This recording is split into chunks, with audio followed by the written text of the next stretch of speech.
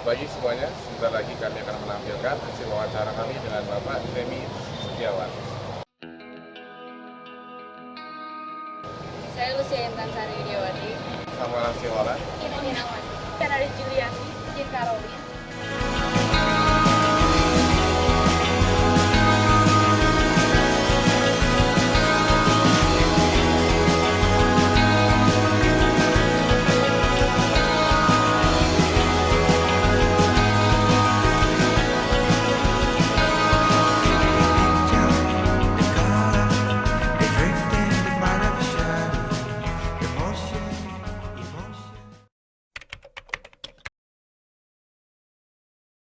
Ya, konsultan itu sebenarnya banyak tergantung daripada bidang yang dipahami atau yang ditekuninya ya.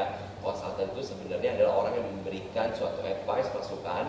Nah, dalam hal ini misalnya konsultan di bidang accounting dan manajemen, berarti dia memberikan advice atau masukan terkait dengan akuntansi di dalam perusahaan tersebut dan juga strategi-strategi yang harus diambil perusahaan dalam meningkatkan produktivitas, efektivitas, dan efisiensi perusahaan.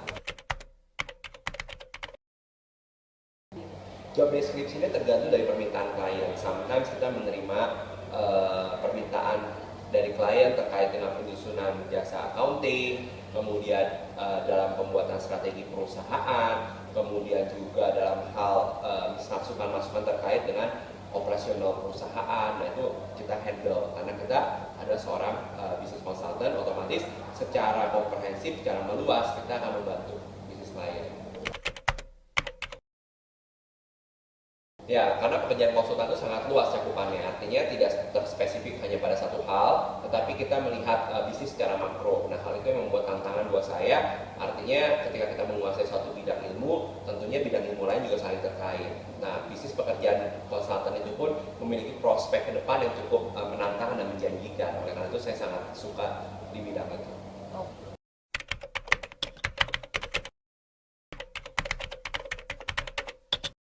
Oke, kalau fungsi konsultan tentunya membantu memberikan masukan bagi perusahaannya, baik itu di bidang accounting, tax, manajemennya. Apakah setiap perusahaan itu harus memiliki konsultan? Menurut saya tergantung. Apabila mereka sudah memiliki manajemen yang baik dalam perusahaan atau mereka mampu meng-hire orang yang kompeten, sebenarnya tidak masalah.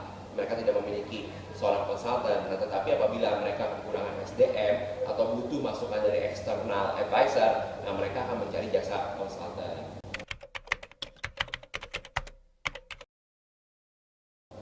Oke, seorang konsultan itu tentunya akan bekerjasama dengan akuntan ya, dan bisa juga bawa background dari seorang konsultan adalah akuntansi sebenarnya. Jadi keterkaitannya apabila dalam perusahaan sudah punya akuntan dan mencari seorang konsultan, tentunya bisa bekerja sama yang maksimal ya dalam mencari solusi bagi perusahaan. Gitu. Tantangannya cukup banyak ya, artinya bagaimana kita bisa membuat sebuah perusahaan naik level ya, baik itu dari segi penjualan, efektivitas, produktivitas. Nah, itu ada tantangan seorang konsultan. Apabila misalnya tidak ada progres dalam jangka waktu yang tertentu atau disepakati, nah tentunya itu merupakan perhatian konsultan bahwa dia harus mencari solusi lain atau mungkin ada hal-hal yang kurang. Ya, cara mengatasinya tentu kita harus bekerja sama dengan berbagai pihak.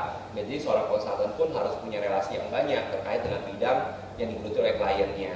Nah, itulah tantangan konsultan itu, sehingga harus mempunyai link yang banyak dan juga harus terus mengupdate informasi baik itu terkait dengan bidang yang dikerjakannya ataupun secara ekonomi makro. Ya, karena dalam prakteknya bahwa ketika konsultan itu ingin terjun dalam bisnis klien, tentu nomor satu adalah melihat sistem informasi akuntansinya.